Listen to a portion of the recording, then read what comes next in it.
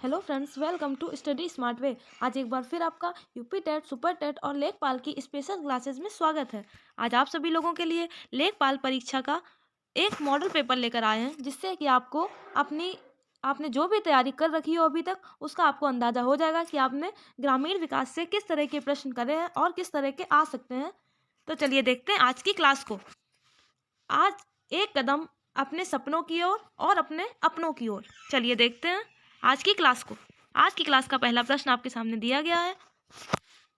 शिवालिक पर्वतमाला को हरिद्वार के निकट किस नाम से जाना जाता है?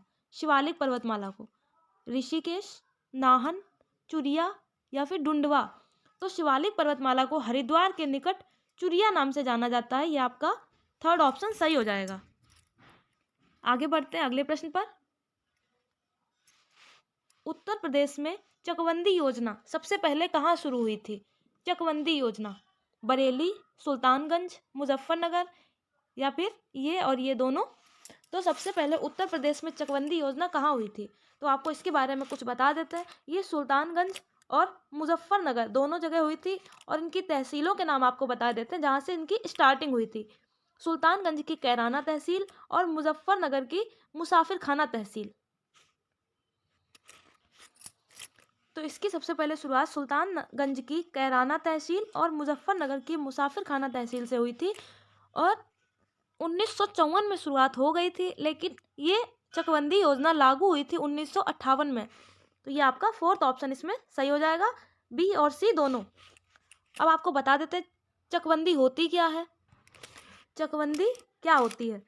जो किसानों के इधर उधर बिखरे खेतों को उनके आकार के आधार पर उन्हें एक स्थान पर करके उनको बड़ा चक बना दिया जाता है, तो वो चकबंदी होती है। ये नोट कर लीजिएगा आप। ग्रामीण विकास में, लेखपाल के ग्रामीण विकास में इससे संबंधित बहुत प्रश्न आते हैं, इसलिए एक एक प्रश्न को अच्छे से समझिएगा और नोट करते चलिएगा। आगे बढ़ते हैं अगले प्रश्न पर। पंचायती राज व्यवस्था में किसी व्यक्ति को पंचायत सचिव बनने के लिए न्यूनतम उम्र कितनी होनी चाहिए? पंचायत सचिव होने के लिए 30 वर्ष, 25 वर्ष, 21 वर्ष या फिर 18 वर्ष।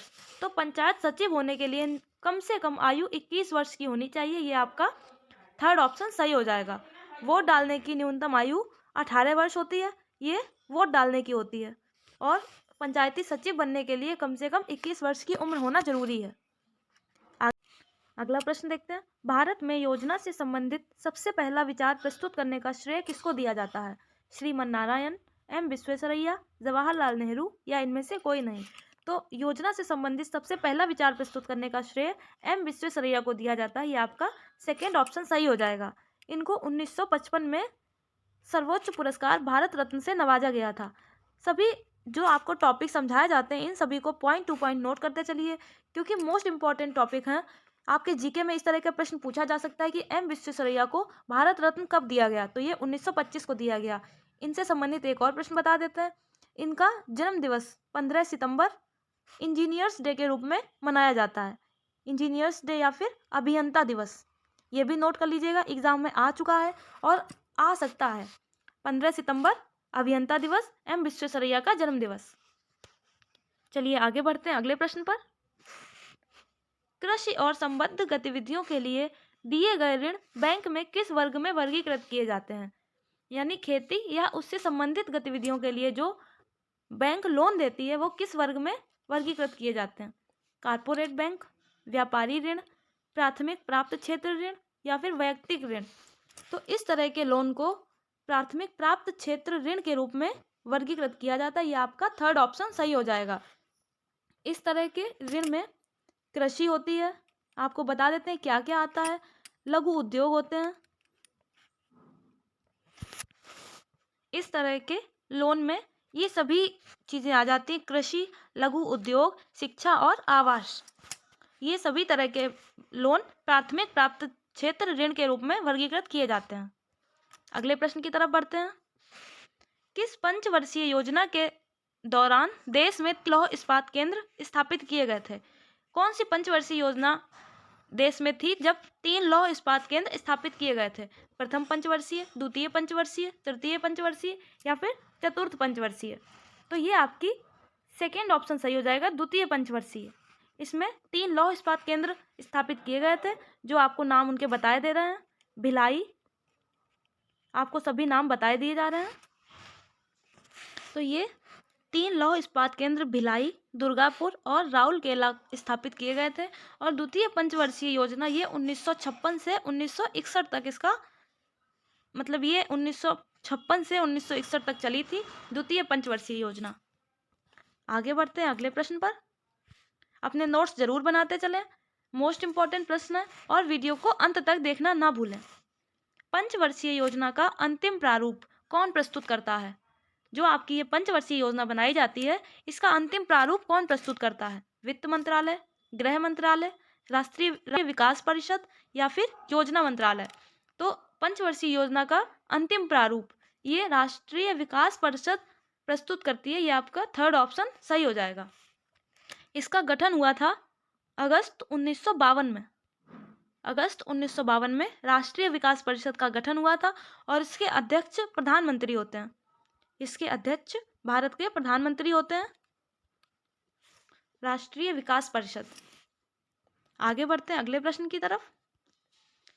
कुफरी किस फसल की किस्में हैं?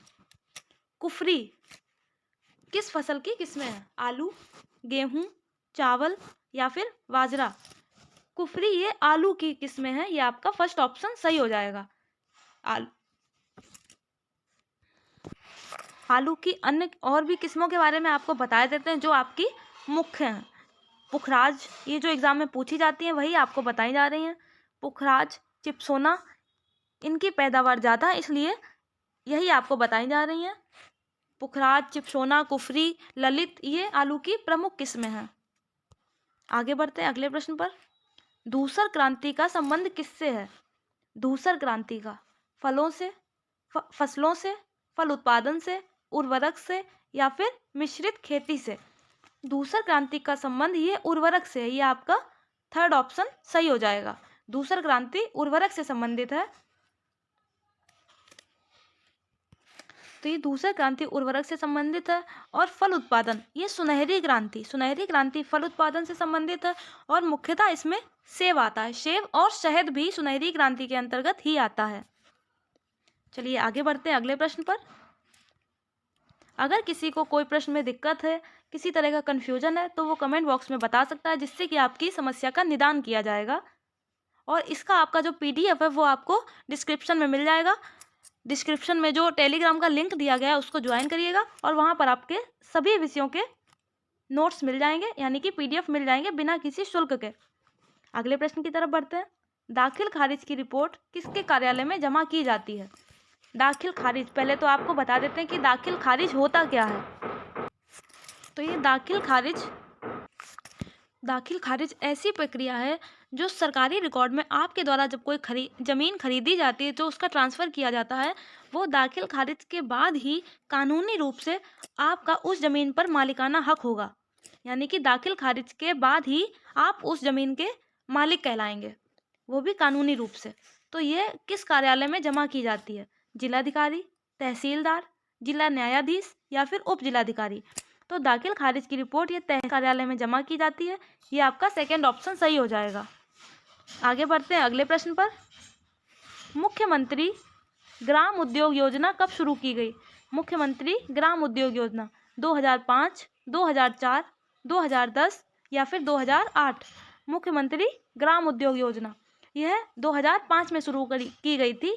यह आपका फर्स्ट ऑप्शन सही हो जाएगा। तो ये मुख्यमंत्री ग्राम उद्योग योजना ये 2005 में शुरू की गई थी, अप्रैल 2005 में।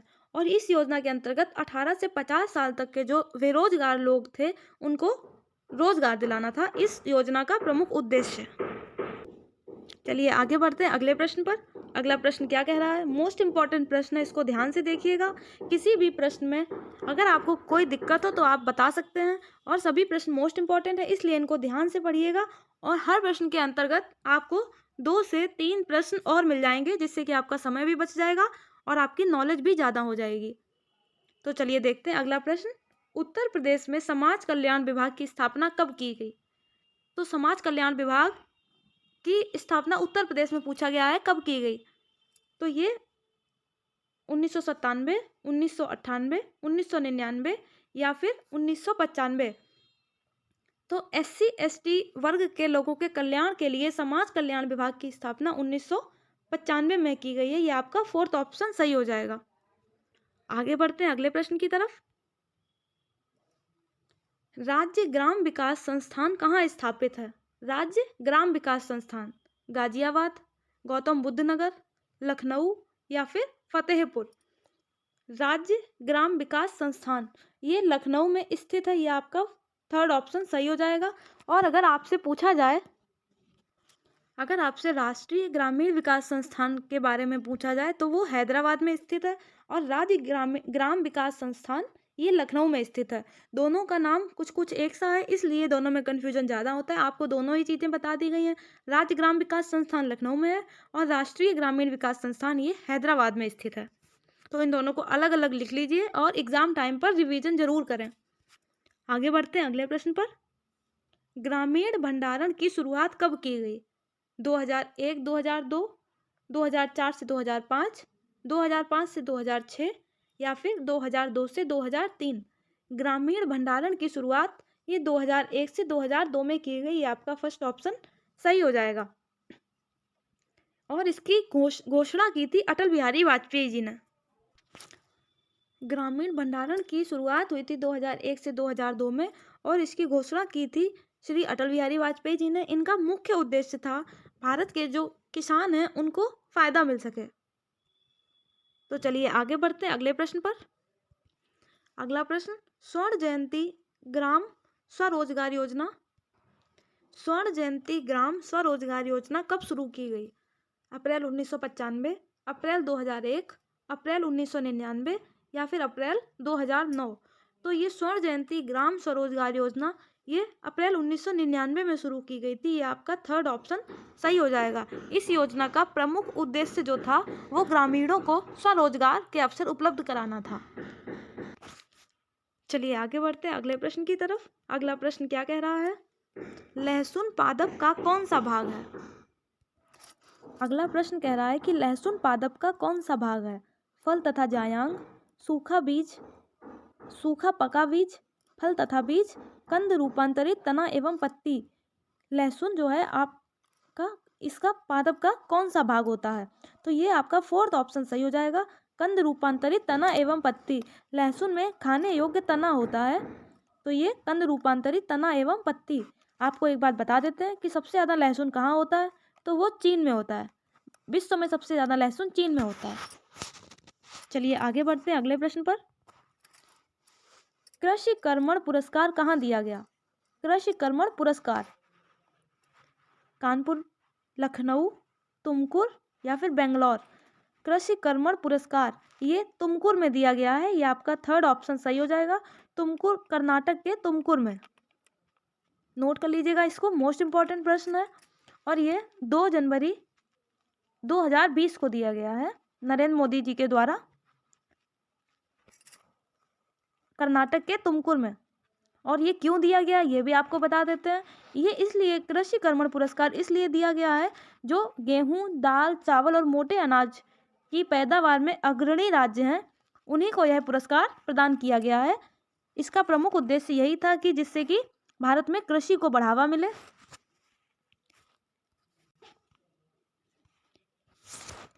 स्मार्ट सिटी मिशन के अंतर्गत उत्तर प्रदेश के कितने शहर चयनित हैं? स्मार्ट सिटी मिशन के अंतर्गत 9, 10, 11 या फिर 12। तो स्मार्ट सिटी मिशन के अंतर्गत उत्तर प्रदेश के 10 शहर चयनित हैं। ये आपका सेकेंड ऑप्शन सही हो जाएगा। आपको बता देते हैं वो 10 शहर कौन कौन से हैं। आपके सामने ये सभी शहरों के नाम दिए गए हैं। लखनऊ, कानपुर, आगरा, वाराणसी, प्रयागराज, अलीगढ़, झांसी, बरेली, सहारनपुर और मुरादाबाद। स्मार्ट सिटी के अंतर्गत ये उत्तर प्रदेश के 10 शहर हैं। इनको आप नोट कर लीजिए, नहीं तो स्क्रीनशॉट ले लीजिएगा। मोस्ट इंपॉर्टेंट प्रश्न है। आगे बढ़ते हैं अगले प्रश्न पर। वीडियो अगर आप लोगों को पसंद आए तो लाइक ज़रूर करें और चैनल को सब्सक्राइब कर दें। गरीबी रेखा से नीचे रहने वालों का सबसे कम प्रतिशत किस जनपद में है? जो गरीबी रेखा से नीचे रहते हैं सबसे कम प्रतिशत किस जिले में है वो पूछा गया है। गाजियाबाद, बागपत, गौतम बुद्ध नगर या फिर लखनऊ। गरीबी रेखा से नीचे रहने वालों का सबसे कम प्रतिशत ये बागपत में है, ये आपका सेकेंड ऑप्शन सही हो जाएगा। और अगर पूरे भारत में पूछा जाए सबसे कम कहाँ है तो वो केरल में है, और सबसे ज़्यादा गरीबी रेखा से नीचे रहने वाले लोग वो बिहार में हैं। सबसे कम केरल में है और सबसे ज़्यादा बिहार में। इनको नोट कर लीजिएगा, ये आपको भारत का बताया जा रहा है, पूरे भारत में अगर पूछा जाए तो। चलिए आगे बढ़ते हैं अगले प्रश्न पर। राष्ट्रीय ग्रामीण स्वास्थ्य मिशन कब शुरू हुआ? 9 दिसंबर 1999, 8 जून 2001, 12 अप्रैल 2005, 20 जुलाई 1998। राष्ट्रीय ग्रामीण स्वास्थ्य मिशन ये कब शुरू हुआ? तो ये 12 अप्रैल 2005 को शुरू किया गया। ये आपका थर्ड ऑप्शन सही हो जाएगा। इसका उद्देश्य आपको बता देते हैं। इसका उद्देश्य ग्रामीण स्वास्थ्य सुधार के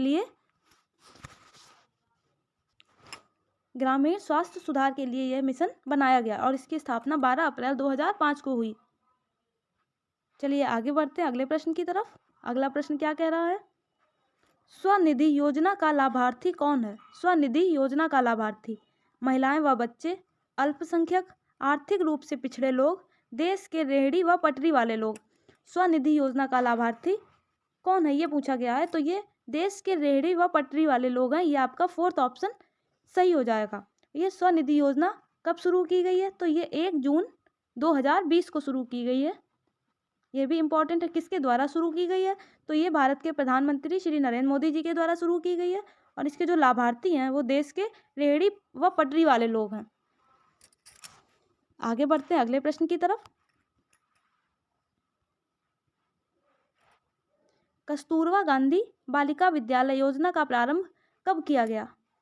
कस्तूरबा गांधी बालिका विद्यालय, कस्तूरबा गांधी जो आवासीय विद्यालय हैं उनका प्रारंभ कब किया गया?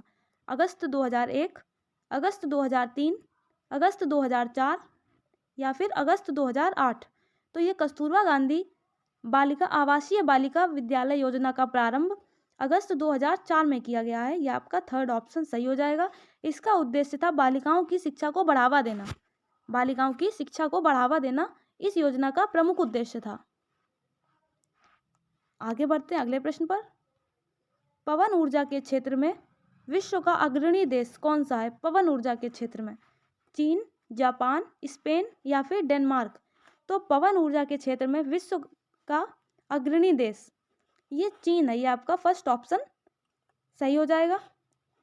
पवन ऊर्जा जो होती है यह प्रणाली प्रदूषण मुक्त होती है और पर्यावरण के अनुकूल होती है, अत्यधिक कारगर होती है और इससे प्रदूषण भी नहीं फैलता है।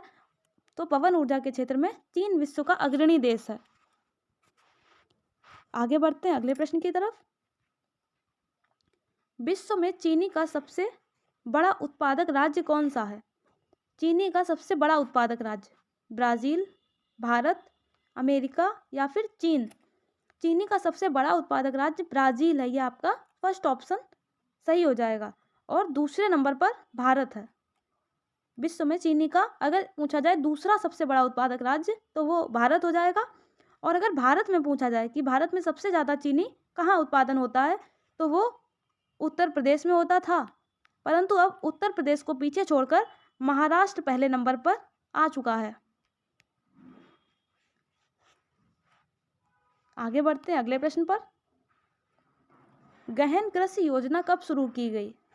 गहन कृषि योजना 1960-61, 1970-71, 1964-65 या फिर 1966 और 67। गहन कृषि योजना कब शुरू की गई? तो ये 1964-65 में शुरू की गई है। आपका थर्ड ऑप्शन सही हो जाएगा। ये तृतीय पंचवर्षीय योजना के अंतर्गत शुरू की गई थी, तृतीय पंचवर्षीय योजना। और क्या होती है गहन कृषि योजना आपको बता देते हैं। ये यानी कि एक ही भूमि पर वर्ष में कई बार जब फसलें बोई जाती हैं तो वो गहन कृषि योजना के अंतर्गत आई जाती हैं। और इसकी प्रमुख फसल होती है वो चावल होती है। गहन कृषि योजना की जो प्रमुख फसल है वो चावल है।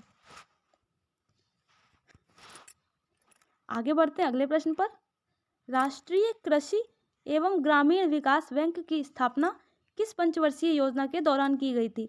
राष्ट्रीय कृषि एवं ग्रामीण विकास बैंक की स्थापना 7वीं, 6वीं, 4थी या फिर 5वीं। तो ग्रामीण कृषि एवं राष्ट्रीय कृषि एवं ग्रामीण विकास बैंक को नाबार्ड भी कहा जाता है। ये भी नोट कर लीजिएगा। हो सकता है आपको ये नाम ना देकर ये नाम दे दिया जाए, तो इसको भी याद कर लीजिएगा, नाबार्ड। इसका मुख्यालय मुंबई में है। नाबार्ड का जो मुख्यालय है वो मुंबई में है और इसकी स्थापना 1982 में हुई थी, 12 जुलाई 1982 में।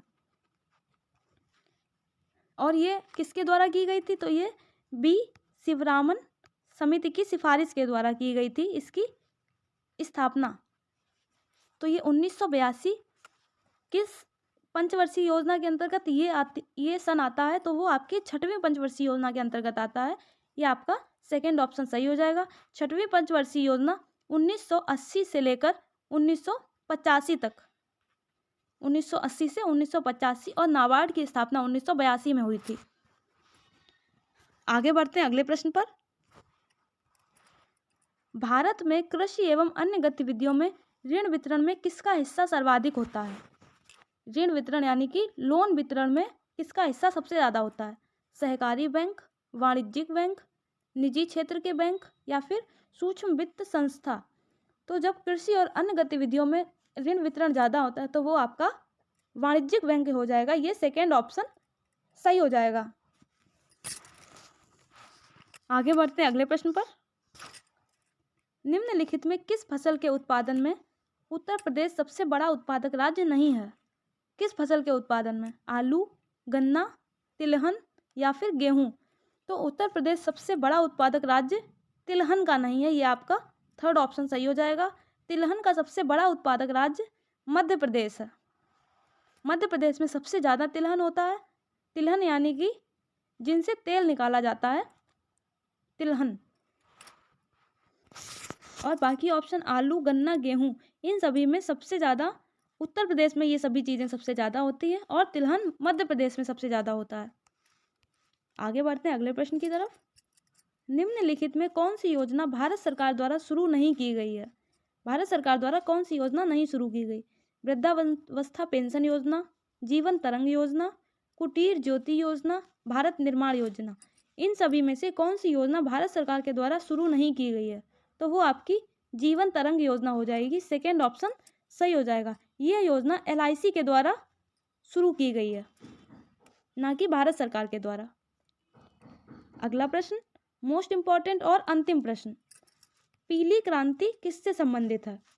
पुष्प उत्पादन से, मछली उत्पादन से, फल उत्पादन से या फिर सरसों उत्पादन से? तो पीली क्रांति ये सरसों उत्पादन से संबंधित है। ये आपका फोर्थ ऑप्शन सही हो जाएगा। सरसों की जगह आपको अगर तिलहन भी मिले तो आपका सही ऑप्शन हो जाएगा सरसों उत्पादन या फिर तिलहन उत्पादन। तो ये आपका फोर्थ ऑप्शन सही हो जाएगा। अब आपको अगली क्लास में बताएंगे कि इनके अध्ययन को क्या कहा जाता है, इसलिए पूरी क्लास को देखिएगा और आगे की भी क्लासों से जुड़े रहें। इसलिए चैनल को सब्सक्राइब कर दीजिएगा और वीडियो पसंद आई हो तो लाइक करें। वीडियो को अंत तक देखने के लिए बहुत बहुत धन्यवाद। Thank you. जय हिंद, जय भारत।